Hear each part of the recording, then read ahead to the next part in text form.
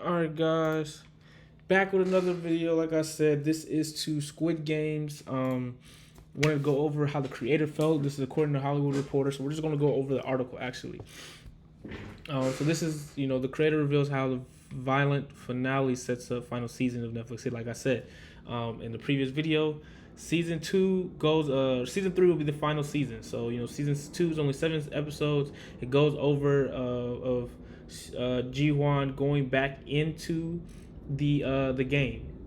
So and it's kind of just going over that, and this is kind of him just speaking on the why the finale was what it was. Like I said, I didn't really appreciate it being a cliffhanger, but because we know that season 3 is confirmed and will be in 2025 this year, that is, I felt okay with it being there.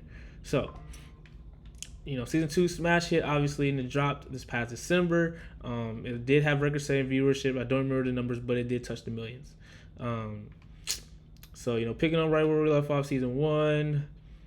This is kind of going over a little bit of season 2. And I don't really want to get into that. Was there one big idea that helped you crack season 2? So season 1, obviously, it ends with him deciding not to take that flight. He says, "I want to know why you do this." That's what he decides to leave, and that's why season 2 starts with him looking for the game again. So we needed a new number 1, obviously, because that old number was the old man. So I had an idea of bringing the front man into the game because Ju-Won doesn't know his face, only his voice. Now remember, in season 1, episode 9, the last episode of season 1, like I was saying, he is the one. That guy, when he takes off the mask, that is number 1. That is a new person that's in the game. So this is all spoilers, by the way, too, if you didn't know. That's why I wanted to separate this from the other video. So I thought I would tell that story of him coming into the game, observing manipulating Ju-Won, pretending to help, but in fact bringing all of his tips to failure. If you do notice, he does. He doesn't kill him, obviously. He doesn't end him, but he does, kind of hinder him in a way, and without him knowing. I do like this as well. So he's the one that wants to stop Ju-Won from stopping the games, and it'll be a final showdown between their beliefs and views of the world. They obviously have two different beliefs. They've been arguing with this since end of season 1 and throughout the whole season 2. When they have these conversations, Ju-Won obviously has this intuition, just ideal that these games should stop. You should just let them, if they're drowning in debt, drown in debt, let them struggle. It's just safer that way. It's easier that way, and he believes obviously that these games are meant to help. Whether it does help or it doesn't help, this is their choice. He believes in a democratic response and that they should make their own decision. Where does the front man get all his money, by the way? That's a question that you know. Like, what's the story of the front man? Are there moments where it's feeling something that you want? Do you think he's manipulating him? So he believes So the creator believes that he's just like Ju-Won. The front man is just like Ju-Won. So into the Squid Game with very similar purposes, he experienced all the cruelty, saw rock bottom of humanity. And this is what also, by the way, because if I'm not mistaken, I do believe this is Bro's brother. Front man is Bro's brother. And he really, he wasn't lying when he said, his wife's in the hospital. Because I remember his brother speaking on that, and, that's why he needed the money or something like that. If I'm not mistaken, not 100% sure. I could be wrong on that part. But there is two different people, though. Because the one that's the manager, could be Bro's brother. The front man may not be his brother. One of them is his brother. I can't remember.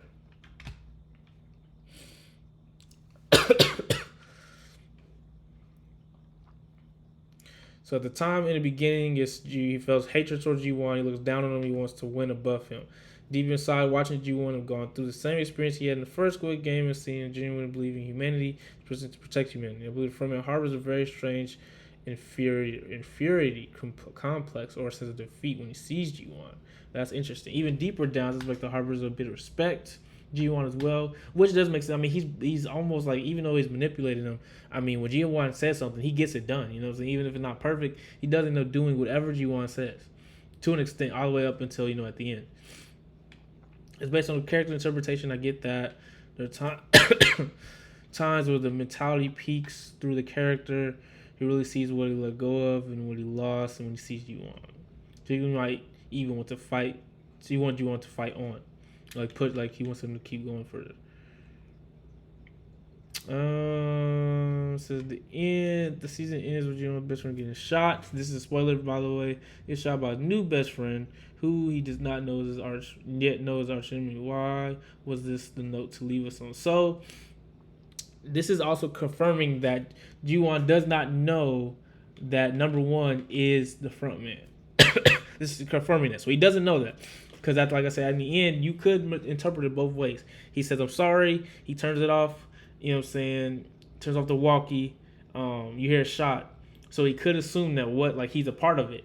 Or he could just assume that he doesn't know what happened to him. He could think he's dead. He think he got caught, whatever. So he wanted to conclude season 2 after all. Ji-won's tips had gone to failure. First of them being a mercenary.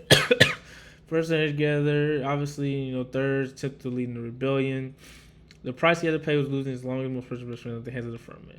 And I wanted to end the second season at the very moment, then begin the next season from that space where he's ridden with a huge amount of guilt and defeat. I wanted to see where that would carry you on further on.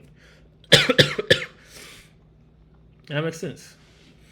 Even before the brand, there's a civil war among the X's and O's. I was shocked Thanos died here. Yeah, so I was not expecting Thanos to die. And this, like I said, he was annoying as well, but I wasn't expecting him to die, but he does end up killing him off.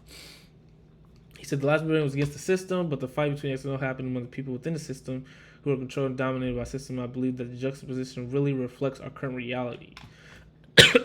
There's so much conflict, division, and war going all around, not only just between ideologies. We're coming up with so many ways to divide us.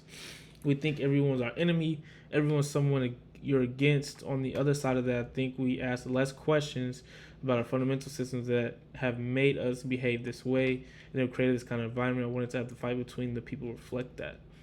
As for Thanos, he's one of my favorite characters too. I believe that it was the right time to see him off.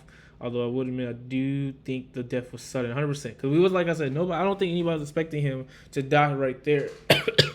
Obviously, the fork was, when we see the fork multiple times, we knew it was a foreshadow that fork was going to be used to kill. But to kill Thanos, just was not expecting that. I was very touched, which was the right way at the time. Just let him go. The way he leaves the story, if you watch until the third season, almost feels as if he's still there in some way in terms of how he affects the plot. I like that. I want to see how that happens.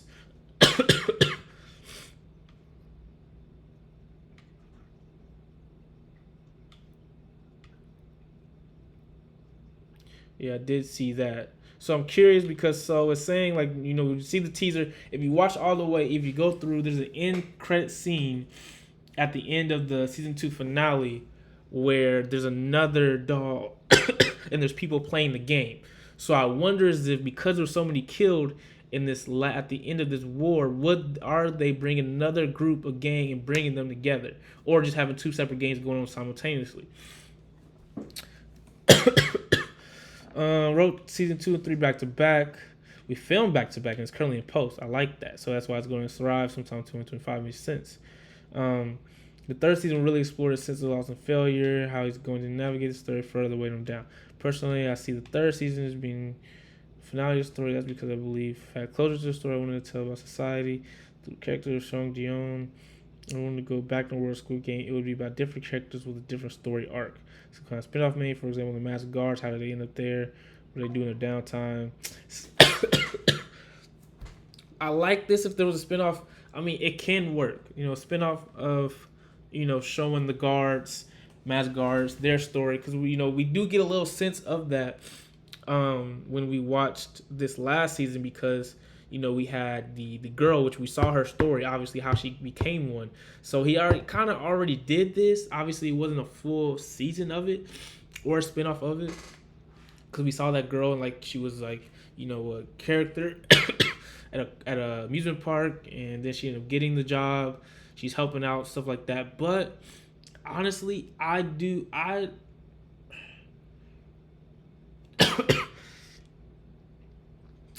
honestly, like I said, it can work possibly, maybe one season, maybe two, no more than two for sure. I don't really think you can go past 2 seasons with this. Most likely one season, one and done if you do the spin-off with the Masked Guards. Now, I do think because season 1 actually technically was the first ever Squid Game, unless there's a way for him to write it to where this wasn't the first ever Squid Game, but the way he kind of wrote it and explained it, this was the first ever Squid Game. Song Ji-yeon is the first ever winner.